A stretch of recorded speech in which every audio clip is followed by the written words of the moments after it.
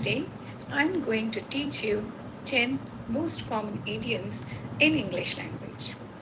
English language has always been fascinating each and every one of us. Everybody wants to speak good English.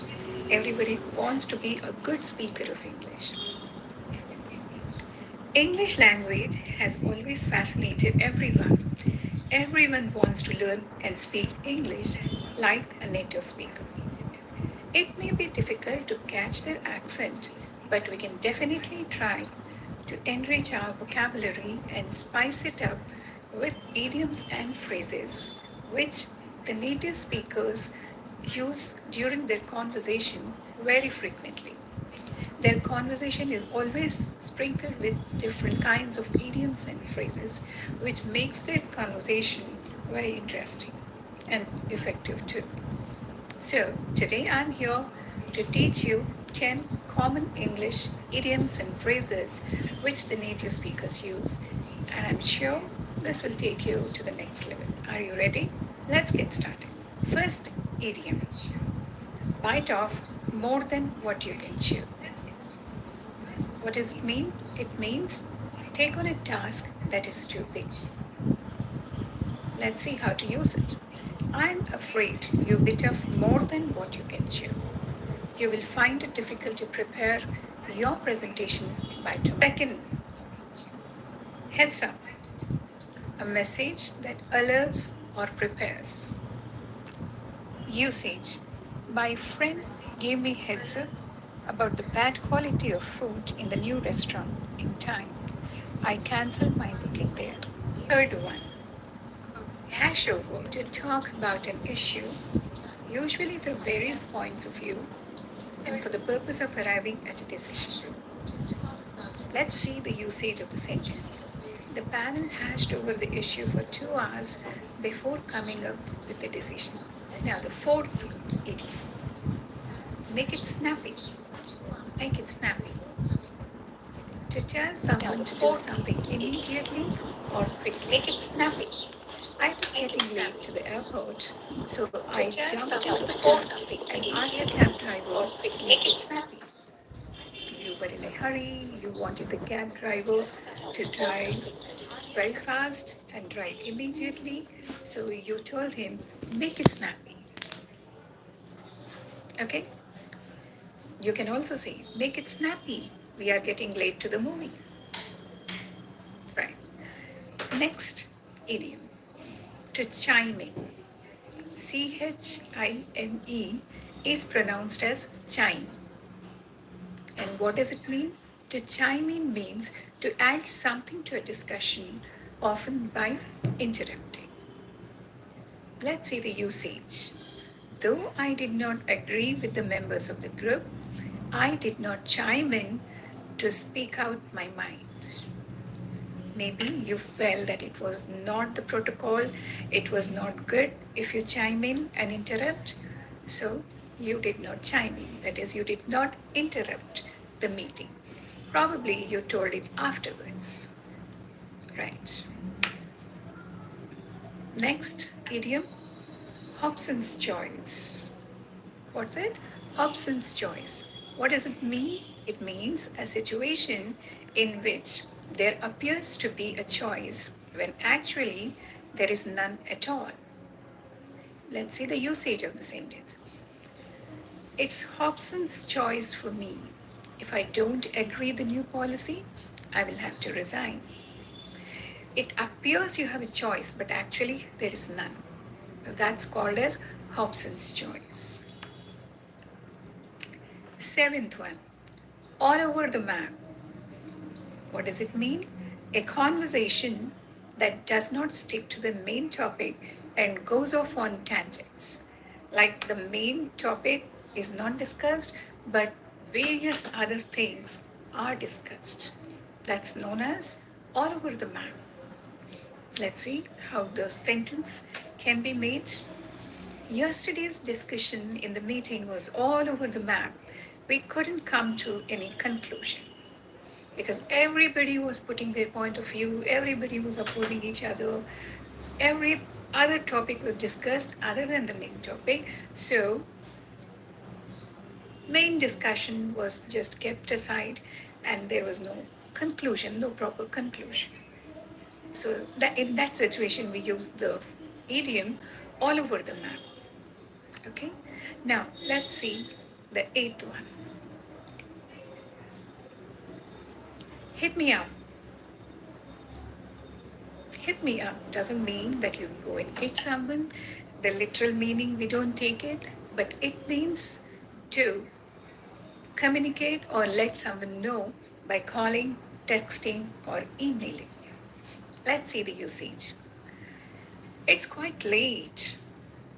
Drive safe and hit me up as soon as you reach home. Okay. Ninth one, ruffle feathers. Ruffle feathers. What does it mean? It means to irritate or annoy someone. Okay. And let's see how to use it. My uncle is a nice person, but sometimes he ruffles my feathers by trying to impose his decision on me. Now, the last idiom, and that is cutting corners. Cutting corners. What does it mean? Easing out steps when doing something, often to the detriment of the final product. Right? You ease out some steps, you just leave some steps so that you reach to the end product fast.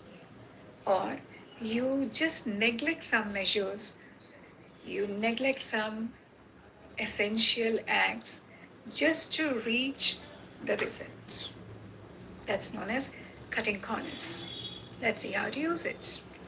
After the fire mishap in the school, the parents accused the management of cutting corners on safety measures.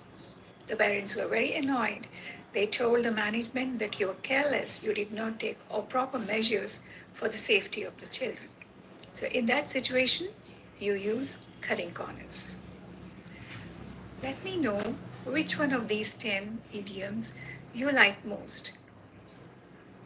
Mention it in the comment section. Definitely, when you use these idioms and phrases in your conversation will be very effective and you will be definitely called as an advanced speaker of English. So make use of them in your conversation. I'm sure you have noted down these idioms and phrases somewhere. Keep looking at them, use them regularly in your conversation with your friends, with your family, or with anybody else you meet, so that they become a part of your speech. Right? Okay, so that's all about the idioms and phrases. See you in the next video with another set of idioms and phrases. So for now, goodbye. See you soon in the next video. If you like this video, please like and subscribe to my channel and also share with your friends, because when you share, you grow. Bye bye. See you soon.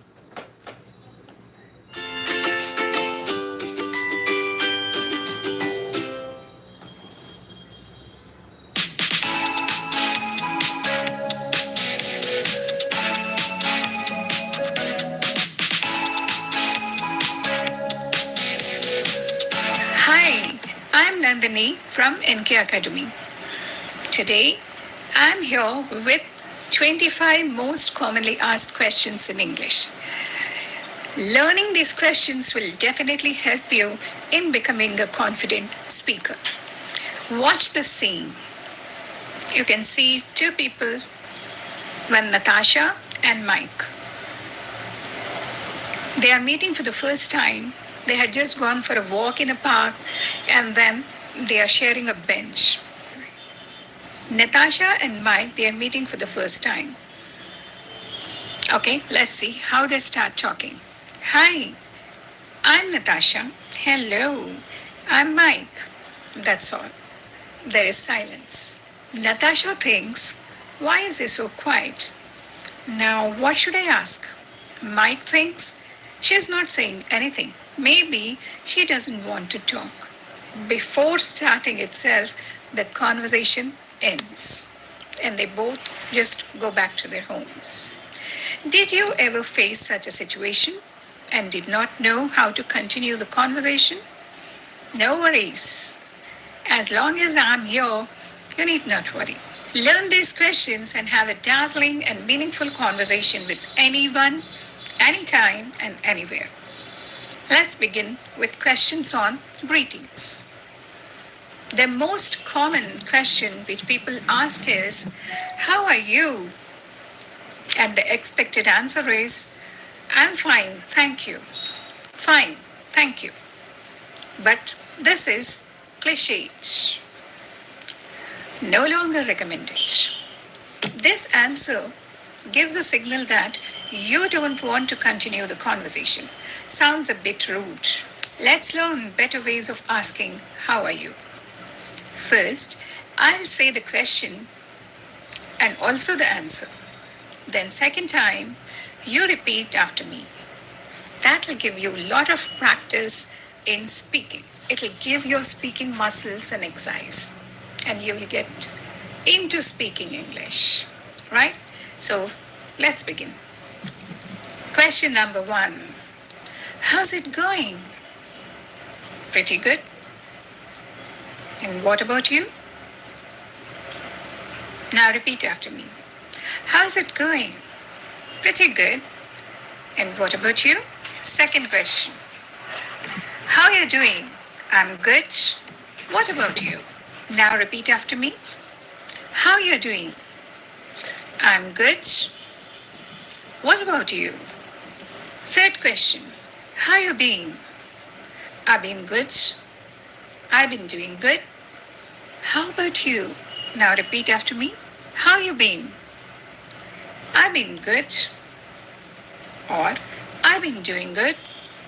How about you? Now fourth question. You doing okay? Generally, you ask this question when you find someone in a low spirit. You doing okay? Not really. I'm tired. I need rest. Repeat after me. You doing okay? Not really. I need rest. Fifth question. What's been going on? A lot. What about you? Or you can also say, nothing much. How about you? I repeat. What's been going on? A lot. How about you? You can also say, nothing much. What about you? Sixth question. What's new? Not a lot. What about you? Repeat. What's new? Not a lot. What about you? Seventh question. What's up? Or just, sir. This is the most commonly asked question, but doesn't really need any answer. You can just reply, not much, nothing much. Repeat, what's up? Not much, nothing much. You can just say this and move on. Now imagine a situation. You're traveling in a plane, a guy comes and sits next to you. After some time, he may ask you, hi, how do you do? I'm Mike. Now, remember, how do you do doesn't require any answer. It's just a common phrase. You can just reply, hi, I'm Paul. Nice meeting you. Okay? Right. So, eighth question will repeat, hi, how do you do? I'm Mike. Hi, I'm Paul. Nice meeting you. Then you can ask, if you want, you can ask, have you been to NY before? He may say, no, this is my first time. Or he may say, yes, I've been there. So let's repeat the ninth question. Have you been to NY before? It could be Chicago, it could be NY, it could be Virginia, or it could be New Jersey, anything. So, have you been to NY before? No, this is my first visit. Yes, I've been there. Let's imagine another situation. You have taken your dog for a walk, and on the way, you see another guy who was also walking his dog. You can say, "Good morning. Lovely weather, huh?" He may reply, "Yeah, pretty good." Then, complimenting his dog, you can say, "He's a sweetheart. What breed he is?" "Yeah, he's a darling, golden retriever." Then you can say, "You two have a handsome buddy. Husky, I guess. Is he friendly?" Yeah, this is how you can continue your conversation. Giving a compliment is the best way to continue the conversation. The listener feels happy, and particularly dog lovers, if their dogs are appreciated, then they are too happy. You develop an instant bond. Okay, so let's repeat the questions.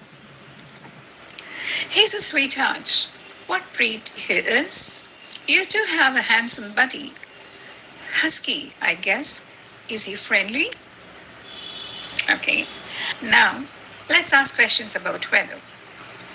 12th one. Can you believe how hot it is? I can't believe it's too hot. Repeat after me. Can you believe how hot it is? I can't believe it's too hot. 13th one. It's a crazy weather we are having, huh? Yeah, it's terribly windy. Notice this question. Notice this question just ends with huh, because you're hopeful that the other person will agree with you. And that's why you say this question. Now repeat. It's a crazy weather we are having. Huh? Yeah, it's terribly windy. Question number 14. Isn't it too cold today? Yeah, I feel like sipping hot soup watching my favorite talk show. Let's repeat. Great question. Isn't it cold today? Yeah, I feel like sipping hot soup watching my favorite talk show. Question number 15. What's it like out there? It's cloudy.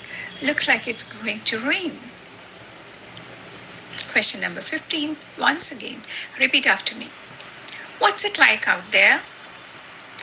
It's cloudy. Looks like it's going to rain.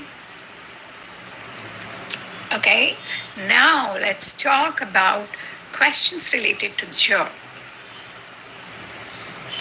Question number 16. Hey, what do you do? I'm a teacher. I teach online. I run my business. What about you? I have an online business working from home. How about you? I'm working for Google. I run a local coffee shop. Any of these can be the answers. Repeat after me.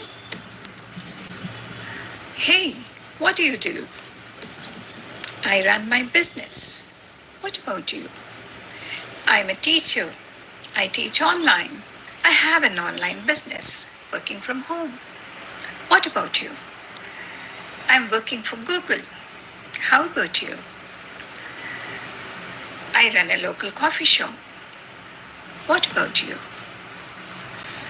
Question number 17. How is it working for Google? It's very challenging. I like it. Nice question. Repeat it. How is it working for Google?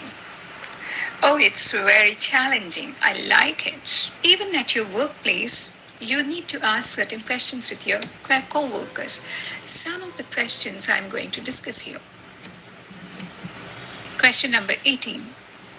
Hi, do you have a second? I want to discuss my project with you. Sure, I'll be free in a minute. Repeat. Hi, do you have a second? I want to discuss my project with you. Sure, I'll be free in a minute. Question number 19. Do you mind if I use your printer for a while? There is some problem with mine. Sure, you can. 19th question. Repeat after me. Do you mind if I use your printer for a while? There is a problem with mine. Sure, you can. Question number 20. Sometimes you can compliment your coworker. Hey, your shirt is great. Where did you buy it? Hey, your shirt is great. Where did you buy it? Question number 21. Cool sunglasses. Where did you get them? Cool sunglasses. Where did you get them? Question number 22. When you want to check with your teammates if they are understanding each other, you can ask, are we on the same page? Repeat, are we on the same page? It means, do we understand each other? Now, let's move on to the questions on asking directions. You visit a new place and you want to go to a particular place, then you have to ask questions. You have to ask for the directions. So, some of these questions can be, excuse me, do you know where can I find the nearest cyber cafe? I'm sorry, I'm not from around here. It means like he doesn't know the place very much. Repeat, excuse me, do you know where can I find the nearest cyber cafe? I'm sorry, I'm not around here. Question number 24. Excuse me, can you tell me how do I get to the museum? Head down the street and go right. There you find the museum. It's a big building. Repeat. Can you please tell me how do I get to the museum? Head down that street and go right. There you have the museum. Question number 25. Excuse me, how far is the metro station? Not much, it's around the corner. Let's repeat. Excuse me, how far is the metro station? Not much, it's around the corner. It means like it's very near. Congratulations on practicing all these 25 questions. How are you feeling? Great, yes, I know that. These questions are going to be very helpful in having a meaningful and dazzling conversation with anyone. Once you learn these questions, you will develop confidence. You will never struggle for starting a conversation. These are really, really good conversation starters. So I'm sure you're going to learn them and be confident speakers of English. Thank you for watching the video till the end. Hope you liked it and hope this is going to be helpful to you. If you like the video, do not forget to hit the like button and subscribe to my channel. See you in the next video. Do share the video with your friends because when you share, you grow. Thank you. See you soon in the next video.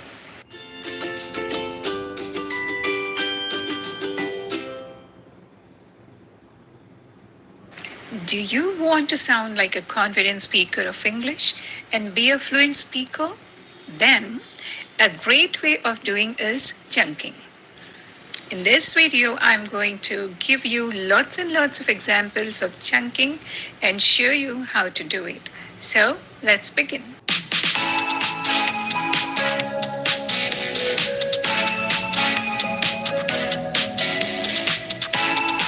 Hi there, I'm Nandini from NK Academy, your friend, English trainer, and your personal coach too.